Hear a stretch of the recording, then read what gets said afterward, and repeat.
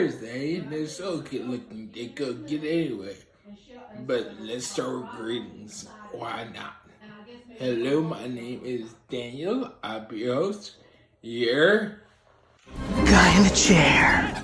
He said it. And today we're going to hear the production hell of Batgirl. While it was canceled, originally they had it all done, but we'll find out.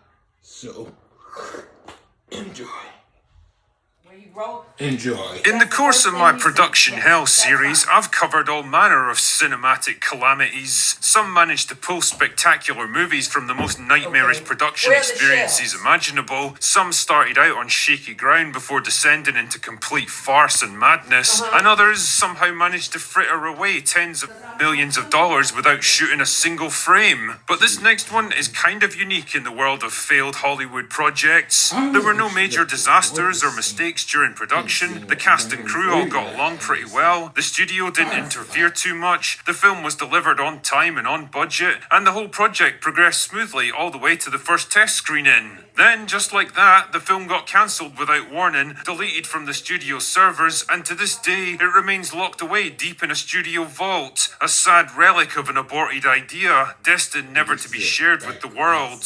I'm talking, of course, about the infamous Batgirl. Now, normally when it comes to these kind of videos, there's a wealth of production information, interviews and reference material for me to draw on, but in this case, actual details of what happened to Batgirl are pretty thin on the grounds. Almost intentionally so, you might say. There's plenty of rumours and hearsay, but not much else, and I think it's about time that changed. So my main goal with this video is to provide as accurate a picture I can of how this movie came together and how it ultimately fell apart. To do this, I was able to interview multiple people involved with the production at various levels who agreed to speak to me on condition of anonymity, and after spending quite a bit of time collating their various recollections of the project, cross-referencing it against the limited information that's publicly available, I've managed to assemble what I consider a pretty accurate history of the making and breaking of Batgirl. And as far as I know, some of the stuff I'm about to tell you has never been shared publicly. So suit up and get ready, because we're venturing deep into the darkness for this one. The idea for a solo Batgirl movie began life back in 2017 when Warner became interested in working the character of Barbara Gordon into the DCEU. The original idea was to include her in Harley Quinn's Birds of Prey movie, but it was soon obvious that she didn't really fit with the tone of the film, so she was moved into her own solo movie instead.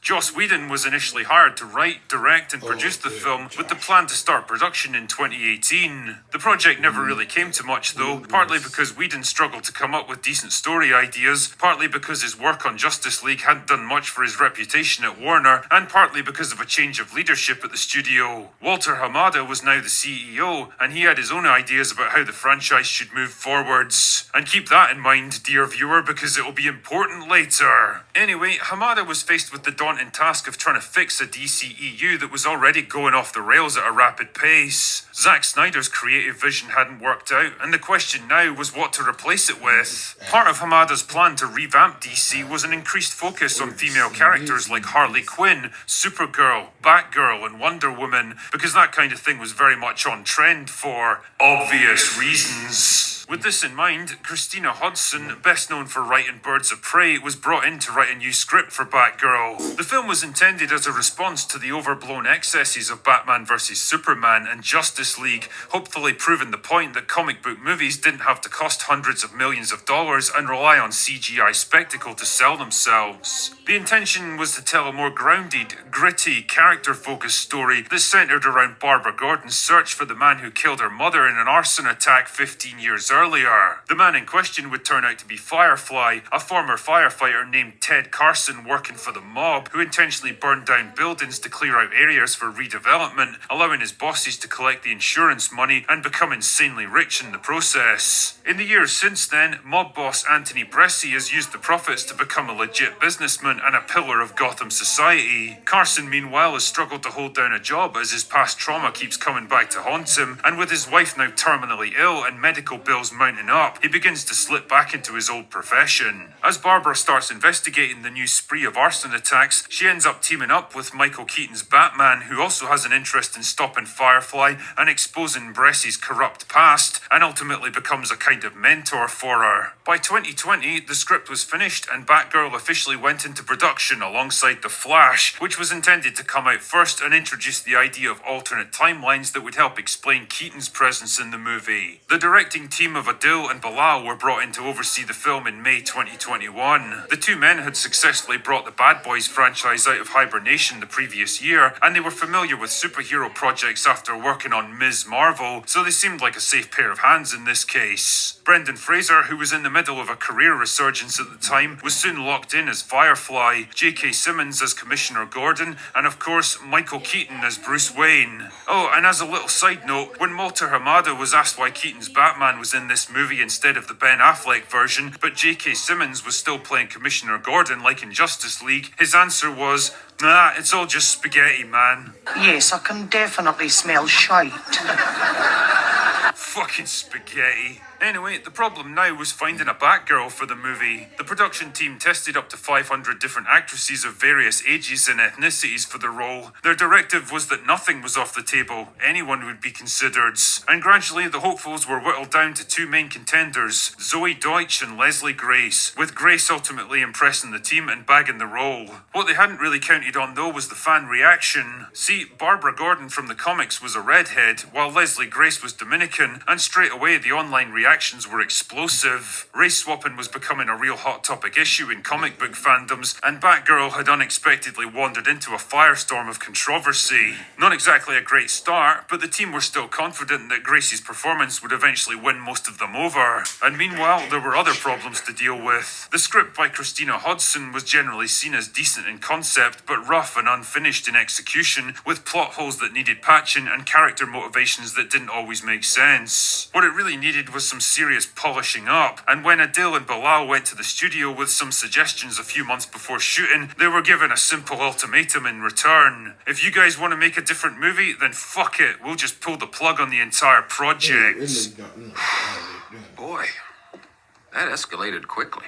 Now, this might seem like a bit of an overreaction, but in a wider context, it wasn't entirely unjustified. See, the studio had had a bit of a nightmare with their recent adaptation of Stephen King's It, where Cary Fukunaga had tried to rewrite half the script just weeks before production, forcing them to replace him with Andy Muschietti, and a similar situation was currently going on with the troubled Flash movie. The last thing they needed was another production going off the rails because the directors decided to go rogue. Since it was pretty obvious that Warner Brothers weren't going to play ball, the two of them were left with no choice but to shoot the script exactly as it was written, warts and all. Their assumption was that the problems would become obvious to the studio in test screenings, freeing them up to make the required changes in reshoots. Not exactly the most efficient way of doing things on a movie with a tight budget, but it was the only way forwards. But as it turned out, fate would take them on a very different path. Anyway, principal photography began in Glasgow in November 2021, and apart from a temporary shutdown due to COVID, the shoot went pretty smoothly. By all accounts, cast and crew got along well together, Leslie Grace was perfectly fine in the role, there were no major problems or disasters, and the studio were happy with the film's progress. Filming wrapped in March 2022, and the project moved into post-production. And this is where the real problems began. The first issue was money, which was mysteriously drying up at an alarming rate. Various special effects shots were still unfinished, and there was no word on how or when the funds would be freed up to complete them. The studio also started issuing weird and contradictory directives, like the movie had to be lighter and more fun, when the whole point of the project was to make a film that was dark, grounded and serious. It was a bit fucking late to change your minds about the whole tone of the movie, guys. And to make matters worse, The Flash was now delayed for the first of several big reshoots. Keep in mind that The Flash had to come out before Batgirl, otherwise the story wouldn't make sense. Then the first test screening happened, using a rough cut of the movie with unfinished effects. Now, you've probably heard rumours of that screening being an unmitigated disaster that horrified studio executives so badly that they nuked the entire project almost overnight. Shit, man, I mean, how bad could this thing possibly be? Well, as it turns out, that's all kind of bullshit. In reality, the film got a mediocre 61% from test audiences. Now, that doesn't sound particularly good, because it isn't, but to put it into some kind of context, Birds of Prey's first rough cut got a score in the high 30s, while Top Gun Maverick was in the mid 80s. So it turned out Batgirl was about midway between the two extremes. Not a great film by any stretch, but not a total disaster either, and definitely salvageable with re-edits and reshoots. This is the point where the directors expected the studio to finally greenlight the changes they'd originally requested, because the need for them was now plainly obvious. Unfortunately for them, much bigger changes were now afoot at Warner. The revolving door of senior executives had just swung around again. Walter Hamada was out and David Zaslav was in. Zaslav had a reputation as a hard-nosed businessman, willing to make tough calls to get struggling studios back on track, and well, he certainly didn't disappoint in this case. His assessment of DC on film was that it was a complete clusterfuck, the Snyderverse was a total failure, and a hard reset was the only way to put things right. Aquaman 2, The Flash, and Blue Beetle were either too far along or too expensive to cancel, and weirdly, The Flash was consistently testing well for some reason, but everything else that could possibly be cancelled was shut down immediately and written off as tax breaks, including Batgirl. The announcement of the film's cancellation came in August 2022, surprising the production team just as much as the rest of us. From what I've been told, there was no warning from the studio before the official announcement went out, mainly to make sure that none of the crew managed to save a copy of the film that might accidentally leak online later. The servers were scrubbed overnight and all remaining footage was purged like it never even existed in the first place. Damn man, Joseph Stalin couldn't have erased history as effectively as these guys. And that was pretty much the end of the saga of Batgirl, the movie that never was. And aside from a few production stills and some behind-the-scenes videos, we'll probably never get to see what this movie could have been. The only copies are now literally under lock and key in the Warner Brothers vault, and releasing the film would mean repaying the tax write-off they claimed when it was cancelled, so I don't imagine it'll ever see the light of day at this point. And in some ways, it's kind of a shame, because not only did it sound like a fairly interesting story that would have seen Michael Keaton actually get to play Batman instead of fighting space aliens in a fucking desert, but it also sucks for all the people who worked so hard on it. It's one thing to get slated for releasing a shitty film, but it's another thing to take the blame for a movie that nobody even got to see. And when I think about all the reasons why this film fell apart, it really seems more like a collection of what-ifs rather than one particular person or decision being to blame. What if Walter Hamada had been more receptive to the script revisions before shooting began? What if the team had had more time to edit the movie before that first test screening? What if the leadership at Warner hadn't changed at such a crucial moment? What if David Zaslav had chosen to cancel Blue Beetle or Aquaman 2 instead? What if the team had had time to salvage a cut of the film before it was wiped? We'll never really know, I guess, but whatever its strengths or shortcomings, I think Batgirl stands as a prime example of the wrong film in the wrong place at the wrong time. Just another casualty of studio politics and shifting strategies. Another sad reminder of what might have been. Anyway, that's all I've got for today. Go away now. Hey guys, that was a little long, but it was good to hear about all the stuff. I don't know why they canceled the Batgirl but didn't cancel the Flash. Like, what the heck?